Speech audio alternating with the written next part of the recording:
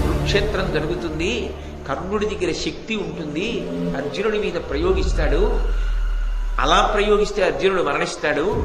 అప్పుడు ఈ ఘటోత్కచుడి వల్లే కర్ణుడికి ఇబ్బంది వచ్చి శక్తిని ప్రయోగిస్తే ఘటోత్కచుడు మరణించిన కారణం చేత అర్జునుడు బ్రతుకుతాడు, నీ లక్ష్యం నెరవేరుతుంది. ఇవన్నీ చెప్పాడా?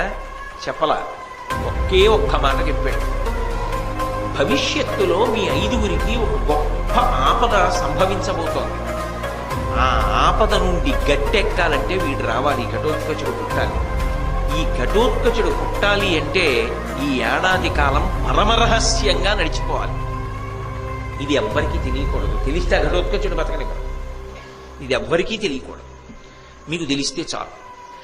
అందుకని ఈమె యందు ఆ ఘటోత్కచుడు పుట్టాడు. ఇది మీకు అభ్యున్నతి కారణం. ఇప్పుడు ఎదురు చూసిన వాడికి, ఊంచుకున్న వాడికి, ఓపిక పట్టిన వాడికి